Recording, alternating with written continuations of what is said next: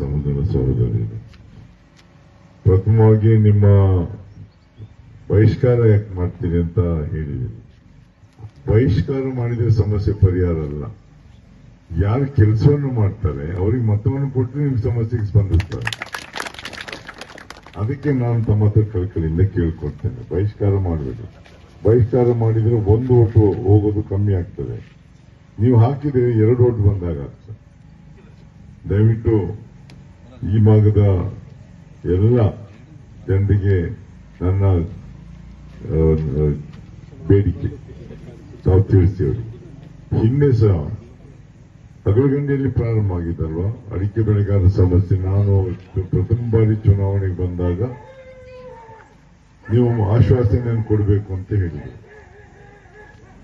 ನಾನು ಹೇಳಿದೆ ಆಶ್ವಾಸನೆಯನ್ನು ಕೊಡುವುದಿಲ್ಲ, ಪ್ರಯತ್ನವನ್ನು ಮಾಡ್ತೇನೆ ಅಂತ ಹೇಳಿದೆ. ಆದ್ರೆ ಪ್ರಯತ್ನಕ್ಕೆ ಫಲ ಸಿಕ್ತು. ಗೋರಖ್ ಸಿಂಗ್ ಅವರ ಒಂದು ಸಮಿತಿಯನ್ನು ಡಾಕ್ಟರ್ ಕೆ.ವಿ. ಥಾಮಸ್ ಅವರು ಅವರ ಹತ್ರ ನಾವು ಹೋದಾಗ ಒಂದು ಸಮಿತಿಯನ್ನು ರಚನೆ ಮಾಡಿ ಇಲ್ಲಿ ಕರೆದು ಅವರು ಒಂದು ವರದಿಯನ್ನು ಕೊಟ್ಟರು. ಅದರಲ್ಲಿ ಪುನಶ್ಚೇತನದ ಬಗ್ಗೆ 15,000 ರೂಪಾಯಿ 1 ಹೆಕ್ಟೇರ್ಗೆ, 30,000 ರೂಪಾಯಿ 2 ಹೆಕ್ಟೇರ್ಗೆ ಕೊಟ್ಟಿದ್ದಾರೆ. ಉಳಿದಂತೆ ಚುನಾವಣಾ ಪೂರ್ವದಲ್ಲಿ ಪ್ರತಿ ಸಲ ಭಾರತೀಯ ಜನತಾ ಪಕ್ಷದವರು ಗೋರಖ್ ಸಿಂಗ್ ವರದಿ ಜಾರಿಗೆ ಬರಲಿಲ್ಲ, ಗೋರಖ್ ಸಿಂಗ್ ವರದಿ ಜಾರಿಗೆ ಬರಲಿಲ್ಲ ಪಾದಯಾತ್ರೆ ಮಾಡುದು. ಅವ್ರದೇ 10 ವರ್ಷ ಇತ್ತಲ್ಲ, ಮಾಡಬಹುದಿತ್ತಲ್ವ. 10 ವರ್ಷಗಳ ಕಾಲ ಅವರ ಸರ್ಕಾರ ಮಾತ್ರ ಅಲ್ಲ, ಕೃಷಿ ಸಚಿವರು ಇಲ್ಲಿಯ ಸಂಸದರೇ. ಯಾರು ಗೋರಖ್ ಸಿಂಗ್ ಅವರ ಸ್ಥಾಪನೆ ಕೂತಿದ್ದಾರೆ ಕೃಷಿ ಸಚಿವರು, ಅವ್ರಿಗೆ ಮಾಡಬಹುದಿತ್ತಲ್ಲ. ಅಂದ್ರೆ ವಿರೋಧ ಮಾಡ್ಲಿಕ್ಕೆ ಮಾತ್ರ ಗೊತ್ತಿದೆ ಬಿಟ್ರೆ ಕೆಲಸ ಮಾಡ್ಲಿಕ್ಕೆ ಗೊತ್ತಿಲ್ಲ ಅಂತ ತೀರ್ಮಾನಕ್ಕೆ ಬಂತು ರಾಜೇಗೌಡ್ರೆ.